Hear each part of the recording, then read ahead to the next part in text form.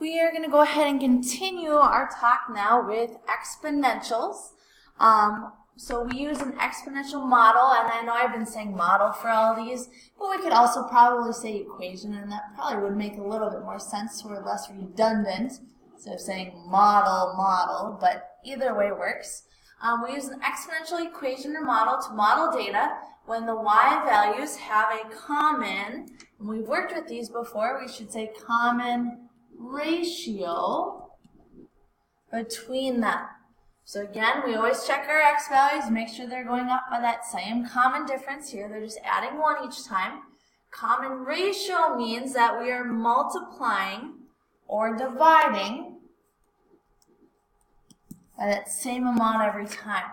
So if we're looking at our table of y values, we're thinking, how do we get from 0.25 to 0.5? How do we get from 0.5 to 1 and 1 to 2? You should notice that each time we are multiplying by 2. So since we are multiplying by the same amount each time, that tells us we are looking at an exponential model, or a table that models an exponential equation. So just like with linear functions, we can go ahead and write an equation. Y equals a times b to the x is what exponential equations look like. A again is our initial value. Another word for initial value is that y-intercept. So if we look over at our table, our y-intercept is when x is 0. So our y-intercept here is 1, so a is 1, times b is my growth or decay factor. Here this table represents growth because my numbers are getting bigger and bigger. Plus we see our b value would be 2 because we're multiplying by 2 each time. And again, since b is bigger than 1, that also tells us that it's growth. So we have 1 times 2 to the x power. Here's my equation for my exponential model.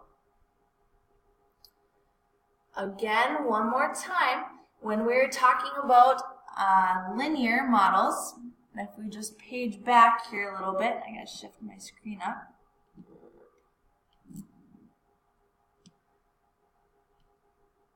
We're talking about linear, right? We're looking for a common difference between the y values. That would tell me that a linear model would best fit this set of data. If there is a common difference between the second differences, then we're saying we're looking at a quadratic function. Again, you might check to see if it's linear first, but clearly those numbers are not the same. But if we go out one more step and look at the differences between the differences and those are the same, that tells us that we would best model it with a quadratic equation. Unlike linear and exponential, we have to use our calculator with that quadratic regression to come up with that equation like we did yesterday. And we just talked about exponential. So we're going to do some practice of determining which model to use. So if we look at this one here, this number 1 says, what function models the data best?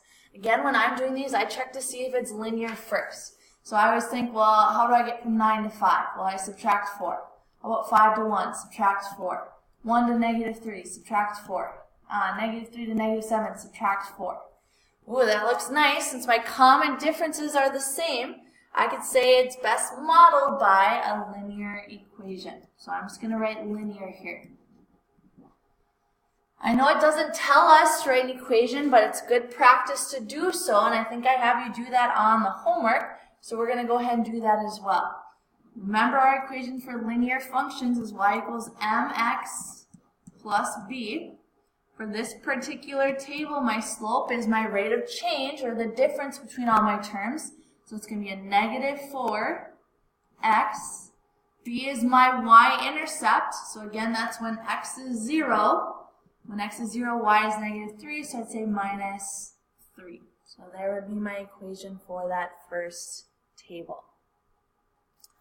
Looking at the second one, again, I would do the same thing. I would start by thinking, is it linear? So I think, how do I get from 0 to negative 2.5 or 0.25? Looks like I subtract 0.25. Looking at the next one, negative 0.25 to negative 1, it looks like I subtract 0.75.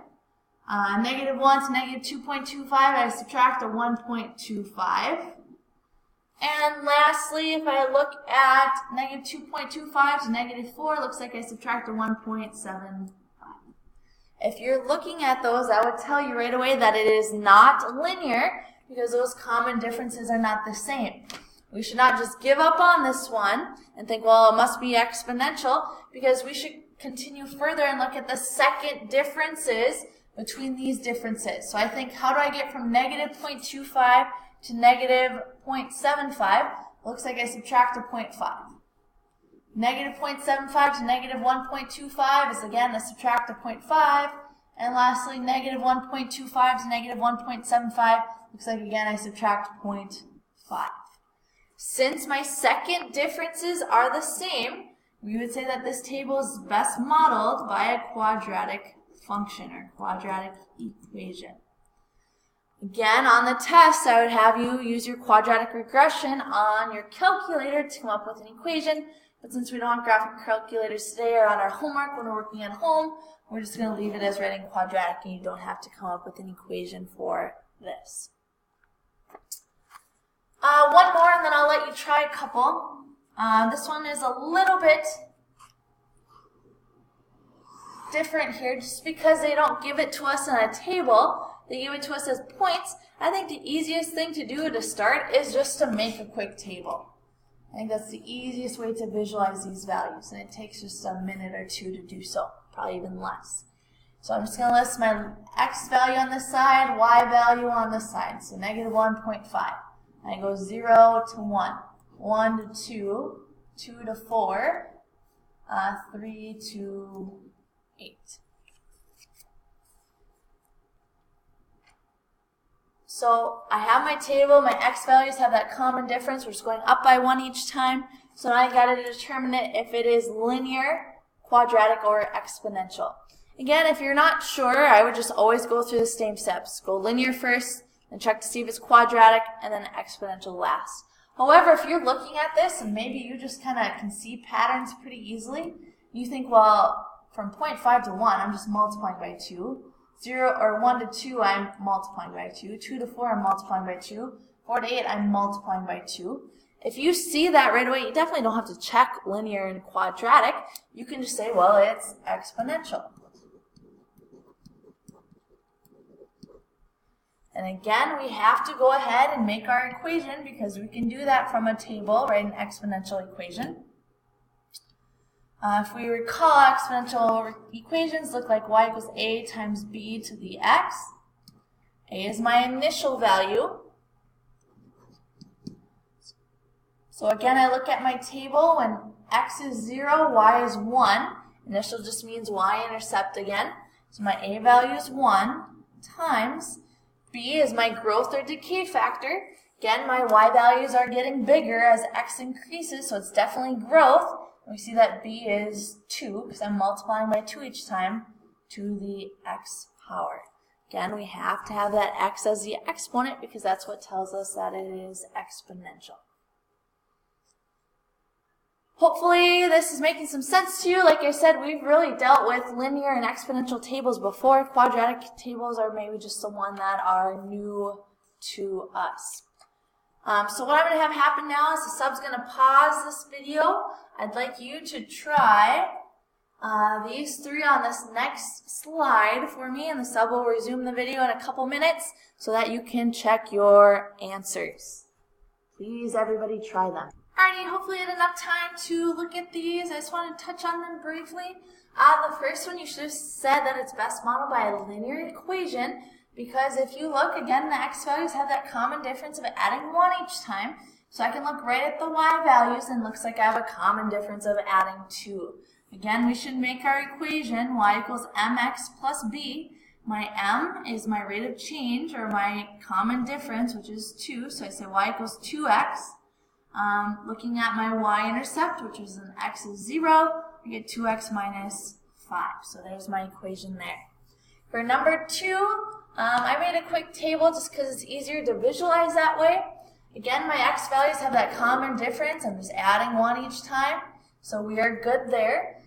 Looking at my y values, I would think, well, I don't really see much of a pattern of anything, So I probably start by just checking if it's linear, which it's clearly not. But then if I go out to my second differences, I see that those are the same. I'm just adding 4 each time, which tells me it's best modeled by a quadratic equation. Again, that is something we'd have to find on our calculator. With 3, this is one I'd like to touch on. If you made your table, you went -1, 8, 0, 4, 2, 1, 3.5. And if you look, you should notice that my x values don't have a common difference here, so I have to be careful. Right? It goes from -1 to 0, but then it skips to 2 and 3. So what I like to do is I like to add the value that they missed. Understanding that as I go from 8 to 4, the difference between 8 and 4 and 4 and 1 isn't going to be the same because there should be another value in that table. So again, if you look at this one, you should see that each time you are dividing by 2, right? From 8 to 4, you divide by 2. 1 to a half, you divide by 2. So if I wanted to fill in this missing value here so that I can have that same common difference for my x values, I just take 4 and I divide that by 2, so that gives me 2. And if I check, 2 divided by 2 gives me 1. So that must be the correct value so that I keep that pattern going. So since I'm dividing by that same amount each time, we say that we have a common ratio, which tells me that it's exponential. Writing an equation, y equals a times b to the x. A is my initial value, or my y-intercept. So that's when x is 0, y is 4. So we have 4 times b is my growth or decay factor. We always want to write it in terms of multiplication, so we don't want to put dividing by 2. We have to say multiplying by the reciprocal of 2, because that's the same thing as dividing by 2. So we say multiplying by 1/2 to the x power. Clearly, we can see this from the table, right? This table represents decay because my values are getting smaller and smaller. Also, we see that from our b value, since the b value is less than 1, that tells us that it's exponential decay. Hopefully, these notes, you're able to follow along okay. Just make sure that you complete the worksheet that the sub is going to hand out to you. We will go over some questions tomorrow, and then I do have kind of an equation sort activity for us to do.